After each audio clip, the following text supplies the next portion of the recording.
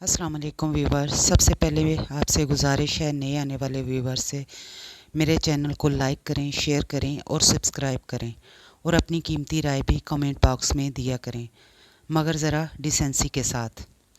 मेरे घर का दरवाज़ा बजा, मैंने जाकर खोला तो एक औरत खड़ी थी, गंदमी रंगत, दरमियाना सा कद और पतली सी। मैंने पूछा, जी बोलें, कौन हैं आप? तो वो बोली, अंदर तो बुलाओ, बताती हूँ। मैंने कहा, मैं आपको जानती नहीं तो अंदर कैसे बुलाऊँ? कहने लगी, मैं तुम्हारे पड़ोस में परसों ही शिफ्ट हुई हूँ। तो मैंने उसे अंदर बुला लिया। वो आकर सोफ़े पर बैठ गई। उसकी आंखें अजीब सी थीं। वो मुझे सर से लेकर पाँव तक देख रही थी और उसकी आंखों की चमक बढ़ती जा रही थी। उसने पूछा, तुम्हारा शौहर कहाँ है? मैं बोली, वो काम पर गए हैं। फिर उसने पूछा, बच्चे कहाँ हैं? तो मैंने कहा, वो स्कूल गए हैं। तो वो इत्मीनान से बैठ गई और इधर उधर की बातें करने लगी। मैंने पूछा, आपके कितने बच्चे हैं? तो वो बोली, मेरी एक ही बेटी है, रानी, और मेरा नाम निदा है। मैंने उससे उसके शौहर के बारे में पूछा तो वो बोली, मेरा शौहर कोई काम नहीं करता, घर ही रहता है। तो मैंने पूछा, फिर गुजारा कैसे होता है? कहने लगी, मैं नर्स हूँ, छोटे मोटे केस भी कर लेती हूँ। मैंने उसे चाय का पूछा तो वो बोली, मैं चाय नहीं पीती।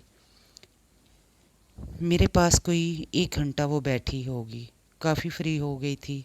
जाते हुए बोली, तुम चक्कर लगाना ना मेरे घर। मैंने कहा, मैं मोहल्ले में कहीं नहीं जाती। कहने लगी, ठीक है, मैं ही आ जाया करूँगी। इस तरह उसका रोज़ मेरे घर आना जाना शुरू हो गया। पर एक अजीब बात मैंने नोट की कि जब भी वो आती, मेरे घर के हालात के बारे में तफसील पूछती। मैं कहती, बस गुजारा हो रहा है जैसे तैसे। कुछ मैं कपड़े सिलाई कर लेती हूँ, कुछ मेरा शौहर मज़दूरी करके ले आता है तो गुजारा हो जाता है। इस तरह वक्त गुज़रता गया। वो मेरे घर के चक्कर लगाती रही। एक दिन वो बोली, तुम मोहल्ले में कहीं नहीं जाती? मैंने कहा, नहीं, बस मैं मोहल्ले में एक बाजी आबदा हैं जिनके पास कभी कभार दर्स लेने जाती हूँ। कहने लगी, अच्छा ठीक है, मेरा घर बिल्कुल साथ है, मेरे घर तो चक्कर लगा लिया करो। मैंने उसे फिर कहा, अच्छा लगाऊंगी चक्कर। कभी वो चली गई। 2 रोज़ बाद मैं फ्री बैठी थी। मैंने सोचा, कितनी बार ही मेरे घर आ चुकी है निदा, मैं उसके घर का चक्कर लगाऊं, साथ ही तो घर है। मैंने जाकर दरवाज़ा बजाया तो दरवाज़ा निदा ने खोला। वो मुझे देखकर थोड़ी परेशान हो गई। मैं बोली, क्या हुआ, कोई मसला है? तो मैं फिर आ जाऊंगी। उसने मेरा हाथ पकड़ लिया। कहने लगी, मुझे पता है तुम्हें वक़्त नहीं मिलेगा मेरे घर आने का, अंदर आ जाओ। मैं अंदर गई तो एक बदी सी शक्ल वाला आदमी बैठा था और पास एक बच्ची बैठी थी जो लगभग 6 साल की होगी। निदा बोली, ये मेरा शौहर है और ये मेरी बेटी रानी है। मैंने सलाम किया तो उसके शौहर ने जवाब दिया और गली में चला गया। मैं बैठ गई और निदा चाय बनाने चली गई। मैंने मना करती रही। कहने लगी, तुम मेरे घर पहली बार आई हो, चाय तो पी कर ही जाओगी। मैंने कहा, ठीक है। इतने में साथ वाले कमरे का दरवाज़ा खुला जो अंदर से बंद था, पर मैंने ध्यान नहीं दिया था। एक लड़की और एक मर्द अपने कपड़े ठीक करते हुए अंदर से निकले। मुझे बहुत अजीब सा लगा। निदा फ़ौरन अंदर आ गई और दरवाज़ा अंदर से बंद कर दिया। मैंने पूछा, निदा, ये कौन लोग थे और ये तुम्हारे घर में क्या हो रहा है? वो बोली, तुम चुप रहो, मैं तुम्हारे घर आकर तुमसे तफसील से बात करूँगी। मुझे उलझन सी होने लगी। मैंने कहा, ठीक है, मैं चलती हूँ। वो बोली, उन लोगों को जाने दो, फिर बाहर निकलना। मैं नहीं चाहती कि वो मर्द तुम्हें देखे। मैं बैठ गई। कोई 10 मिनट बाद मैं घर आ गई। अजीब सी कश्मकश मेरे अंदर चल रही थी कि निदा क्या करती है। कोई 1 घंटा बाद निदा मेरे घर आई। वो मुझे देख रही थी और अंदाज़ा लगाने की कोशिश कर रही थी कि मैं उसे क्या कहूँगी। मैंने उसे कुर्सी दी और उसके पास बैठ गई। निदा ने कहा, मनीर मेरा दूसरा शौहर है। میں پنڈی سے میں ایک ہاسپٹل میں نرس تھی۔ میرا شوہر پہلا شوہر بہت اچھا تھا۔ میری 3 بیٹیاں اور 2 بیٹے تھے۔ میں کرسچن تھی۔ پھر میرے ساتھ ایک حادثہ ہو گیا۔ میں ہاسپٹل سے باہر عورتوں کے ابارشن بھی کیا کرتی تھی، اچھے خاصے پیسے لے کر۔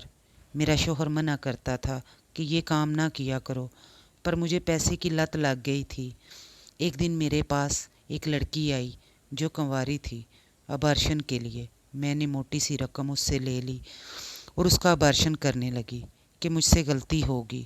اس کے اندر گہرا کٹ لگ گیا اور اس کا خون بہت زیادہ ضائع ہو گیا۔ میں اس کو ہاسپٹل لے گئی۔ اس لڑکی کے گھر والے بھی آ گئے۔ اسی اثناء میں ڈاکٹر نے آ کر کہا کہ ہم لڑکی کو نہیں بچا سکے، اس کا کٹ بہت گہرا تھا۔ تو میں اس کے گھر والوں نے مجھے پولیس کے حوالے کر دیا۔ اس طرح مقدمہ چلا اور مجھے جیل ہوگی۔ میرے شوہر نے مجھے طلاق دے دی اور میرے بچوں نے مجھ سے ناتا توڑ لیا۔ جیل میں میری ملاقات منیر کی خالہ سے ہوئی۔ اچھی دوستی بھی ہو گئی تھی۔ اس کی قید ختم ہونے والی تھی۔ منیر اپنی خالہ سے ملنے آتا تھا۔ منیر کی خالہ نے مجھے کہا، ندا تم مسلمان ہو جاؤ اور میرے بھانجے سے شادی کر لو، یہ تمہیں عزت کے ساتھ رکھے گا۔ میں نے کہا ٹھیک ہے۔ میری 5 سال کی قید ختم ہوئی تو منیر کی خالہ مجھے اپنے ساتھ لے گئیں اور منیر سے میرا نکاح کروا دیا۔ منیر شروع میں تو بہت اچھا تھا۔ 2 سال منیر میرا بہت خیال رکھا۔ پھر میرے گھر میری بیٹی رانی پیدا ہوئی۔ رانی ابھی 3 ماہ کی تھی کہ منیر نے کام چھوڑ دیا اور گھر بیٹھ گیا۔ مجھے کہنے لگا تم کسی ہاسپٹل میں کام کر لو، مجھ سے کام نہیں ہوتا۔ میں نے بہت تلاش کیا پر مجھے ہاسپٹل میں کام نہیں ملا، تو ہم اپنا شہر چھوڑ کر یہاں آ گئے۔ یہاں بھی منیر نے کام کرنے سے منع کر دیا۔ مجبوراً مجھے کام ڈھونڈنے کے لیے نکلنا پڑا۔ ایک ہاسپٹل میں گئی تو وہاں ایک آیا سے میری ملاقات ہوئی۔ اس نے مجھے کہا تم کرایہ دار ہو، تم ایسا کرو ایک کمرہ اچھے سے سیٹ کر دو، میں تمہیں بندے دیا کروں گی، مطلب لڑکیاں اور لڑکے، وہ اپنے کام کے سلسلے میں تمہارا کمرہ استعمال کریں گے اور تمہیں تمہارا کمیشن دے کر چلے جایا کریں گے۔ میں نے کہا میں اپنے شوہر سے پوچھ لوں۔ شوہر سے پوچھا تو وہ تو جیسے تیار بیٹھا تھا اس کام کے لیے۔ پھر میرا یہ کام چل پڑا۔ لوگ آتے، میرا کمرہ استعمال کرتے اور پیسے دے جاتے۔ پچھلے 3 سال سے میں ایسے ہی کر رہی ہوں۔ مختلف علاقوں میں گھر چینج کر لیتی ہوں جب کوئی مسئلہ ہوتا ہے۔ میں نے کہا ندا تمہاری بیٹی پر اس کا برا اثر پڑے گا، جب وہ بڑی ہوگی تب کیا ہوگا؟ بولی ابھی بہت ٹائم ہے اس کے بڑا ہونے میں۔ میں نے کہا وقت پر لگا کر اڑ جائے گا، تمہارا شوہر ہڈ حرام ہے، وہ کل کو بیٹی کو بھی استعمال کرے گا۔ وہ کہنے لگی میں ایسی نوبت نہیں آنے دوں گی، میں اپنے شوہر کو زہر دے دوں گی، اپنی بیٹی کو اچھا پڑھاؤں گی، اسے دین کی تعلیم دوں گی۔ میں مسلمان ہوئی تھی کہ میری آخرت سنور جائے گی، پر میری قسمت میں شاید ایسا کچھ بھی نہیں، یہ کہہ کر ندا جانے لگی۔ تو میں نے اس کا ہاتھ پکڑ لیا اور کہا ندا تم جب دل کرے میرے گھر آ جایا کرو، پر میں تمہارے گھر نہیں آؤں گی۔ وہ کہنے لگی ٹھیک ہے۔ پھر کچھ دن بعد ندا میرے گھر آئی اور بولی مالک مکان کو پتہ چل گیا ہے میرے کام کا، تو میں یہاں سے کہیں اور شفٹ ہو رہی ہوں۔